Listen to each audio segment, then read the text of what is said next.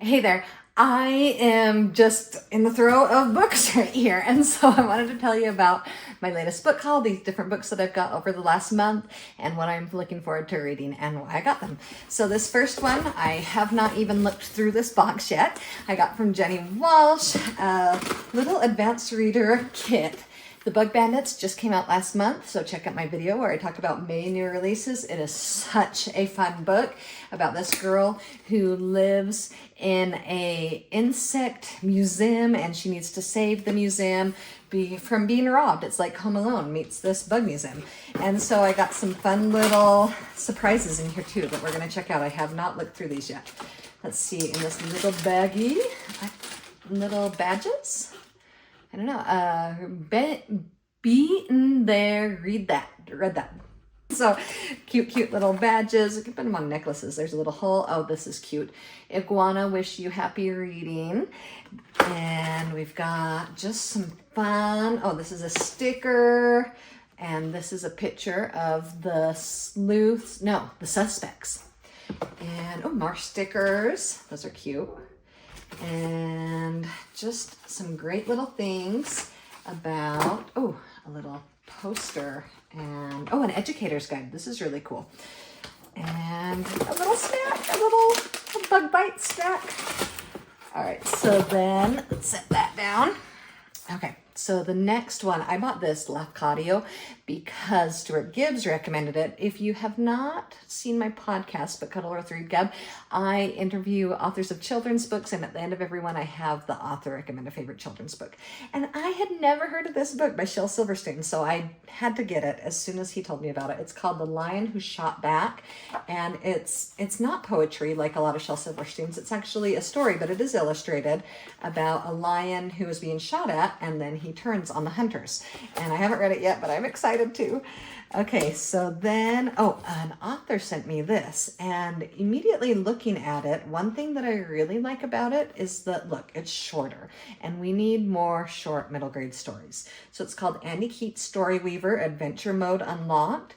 Looks like a lot of fun. Let's see. Now he's trapped in a world where tall tales spring to life, werecats run wild, mountain giants tend magical crops, and notorious dad nappers build robot armies. I mean, doesn't this sound like a lot of fun? As a mysterious force threatens to unravel this entire story-touched world, Daniel has but one burning question on his mind.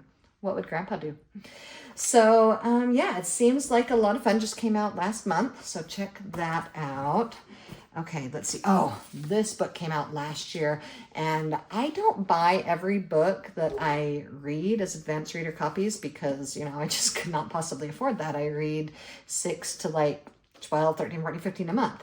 But this is one that I had to buy for my shelf. It's called Impossible Creatures. It is one of my new favorite books to add to my shelf. And it's just a fantastic book. The sequel comes out this year. I can't wait to read it.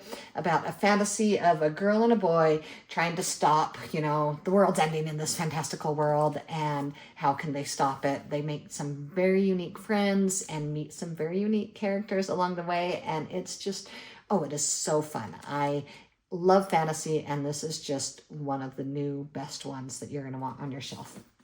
All right, let's look through the pile more. Oh, just really quickly, I bought this copy. I've already got one for myself. The Winterton Deception Final Word. It is about a spelling bee and a mystery. These kids are in this home where they're participating in a spelling bee, but it turns out they're actually related to this family. And so there's a lot of secrets going on with this really wealthy family, and they, you know, aren't wealthy, but they're part of this now. Great mystery. All right, The Shadow of the World Famous 9. This book was sent to me by the publisher because I did interview the author, so it was a great read. I talk about it in my May new releases. Very unique setting at a department store, and it's a lot about puzzles. And so my husband was always laughing at me because I was like looking at the book and trying to figure out the puzzles, and he's like, what are you doing with that book? And I was like, well, I'm reading it, but I gotta figure out the puzzles. Even more puzzles than the first one in the series. Lots of fun. All right, let's see. Oh, I'm in the middle of reading this out loud to my kids right now. So it comes out this month in June. This is the advanced reader copy of the Incorruptibles. So the sorcerers are ruling this world and they're terrible and mean to people, but the Incorruptibles are like trying to stop the sorcerers. And so it's like a school for magic where they're learning to become incorruptibles and stop the sorcerers from just wreaking havoc and meanness on this society. And a lot of unique characters and just being yourself. It's my kids are really enjoying it. Last night, we got to the part where she's kind of placed in her group in the ink. And so the kids and me were just talking about what we would be. Would we be a clover or a thistle or a marigold? And so that was fun to kind of decide. And it was fun that the kids brought that up, that they wanted to decide what they would be. Okay, so I love to do readathons with my kids. So we did a readathon last month, and so I'll just tell you about the books that I got my kids for readathon. My 9-year-old really enjoys this Diary of a Roblox Pro, and so I got them the next one in that, and he loves reading these. I got my 12-year-old Bad Kitty Party Animal, and he... You know, graphic novels are always big and fun. He goes through it really quickly. He's read it multiple times. My other son read it out loud to my 5-year-old last night. Just a fun book. I got my 15-year-old Dune, the graphic novel, which I have never read Dune, but I've heard so much about it. So it was just kind of fun for him to get introduced to this new science fiction-y world. And then I got my 5-year-old Don't Let the Pigeon Stay Up Late. And it's a lot of fun when we do readathons. Everybody sits around and we read for a while and we eat and we'll read for a half hour and then we'll eat and talk about what we're reading. Having a lot of fun. So those are the new books in my life right now. What is a book that you have gotten yourself over the last few months? Tell me about it in the comments below. If you enjoyed this video, please take a second, give it a thumbs up, subscribe to the channel, and come back and keep getting more great books for the kids in your life. Bye.